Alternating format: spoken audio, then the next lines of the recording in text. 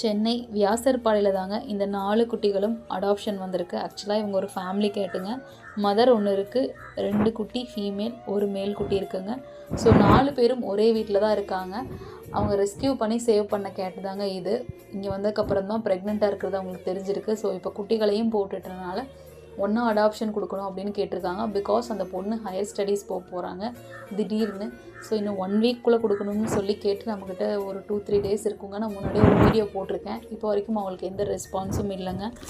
அவங்க ரொம்ப கஷ்டத்தில் தான் இந்த கேட்ஸை கொடுக்குறாங்க. அவங்கக்கிட்டே வச்சுக்கலான்னு தான் அந்த ஒரு பூனைக்குட்டியை ரெஸ்கியூ பண்ணி சேவ் பண்ணியிருக்காங்க. அது குட்டி போடவும் இப்போ 4 பேர் வேறு யாரும் பார்த்துக்கிறதுக்கும் ஆள் இல்லாதனால ஒரு நல்ல குடும்பத்தில் ஒப்படைக்கணும்னு நினைக்கிறாங்க. ஸோ சென்னையில் இருக்கவங்க கொஞ்சம் இவங்களுக்கு ஹெல்ப் பண்ணுங்கள். ரொம்பவுமே அந்த பொண்ணு கஷ்டப்பட்டுட்டு அந்த குழந்தைங்கள பிரிக்கவும் முடியாமல் ரொம்ப கஷ்டப்படுது, கொடுக்கவும் மனசு இல்லை. ஸோ முடிஞ்ச அளவு ஒன்றா எடுத்துக்கிறதுக்கு உங்களால் முடியுமான்னு பாருங்கள். இல்லைனா 2 2 கூட